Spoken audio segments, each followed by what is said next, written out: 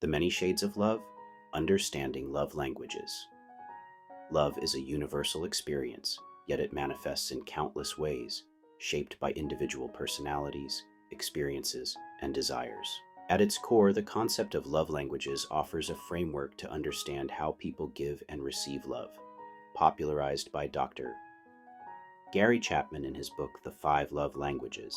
This idea suggests that we each have preferred ways of expressing and experiencing affection, whether through words of affirmation, acts of service, receiving gifts, quality time, or physical touch.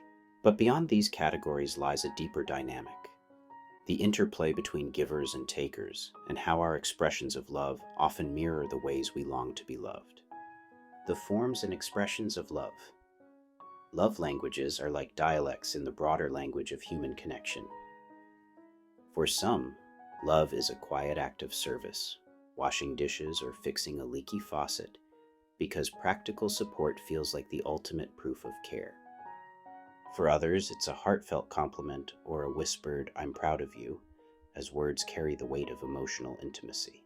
A gift giver might spend hours hunting for the perfect token, while someone who craves quality time might see an uninterrupted evening together as the pinnacle of devotion. Physical touch, too, can range from a gentle hand on the shoulder to an enveloping embrace, each gesture laden with meaning.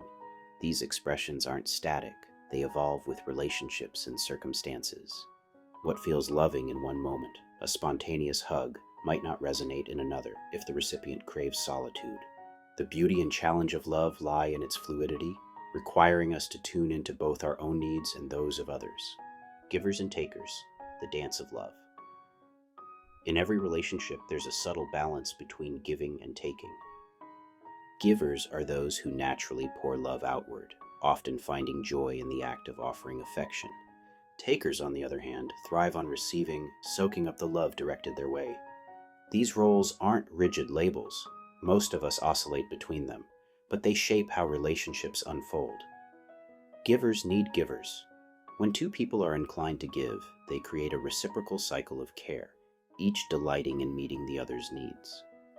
A giver who cooks dinner might find their partner washing the dishes in return, a silent harmony of mutual effort.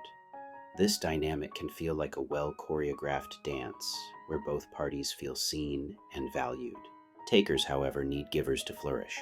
A taker might bask in the glow of a partner's attention, whether it's a thoughtful gift or an hour spent listening, without necessarily initiating the same in return.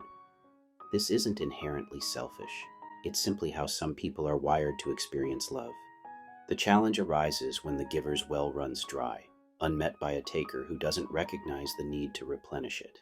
And then there's the classic trap. Givers often fall for takers. The giver's instinct to nurture can be irresistibly drawn to someone who readily accepts their efforts. A giver might shower a taker with time and affection, feeling fulfilled in the act, until they realize their own cup remains empty. This imbalance can lead to resentment unless both parties learn to bridge the gap. The mirror of love. How we give is how we want it. Perhaps the most profound insight into love languages is this: the way we express love is usually the way we hope to receive it. A person who offers constant encouragement likely craves words of affirmation in return. Someone who prioritizes cuddling on the couch probably yearns for physical closeness as a sign of love. It's as if we're holding up a mirror to our own hearts, showing others what fills us up, even if we don't always say it outright. This mirroring can be a gift and a curse. When two people share the same love language, their connection can feel effortless, like speaking the same native tongue. But when they differ, misunderstandings creep in. A gift giver might feel unappreciated by a partner who values quality time, each missing the other's signals. The key lies in translation, learning to speak a partner's language, even if it doesn't come naturally. Bridging the divide, love in all its forms thrives on awareness and adaptability. Givers and takers can coexist beautifully if they recognize their patterns and communicate their needs. A giver might gently ask for reciprocation, while a taker might step out of their comfort zone to offer something back. Relationships aren't about keeping score, but about finding a rhythm that honors both sides. Ultimately, love languages remind us that affection is deeply personal yet universally sought.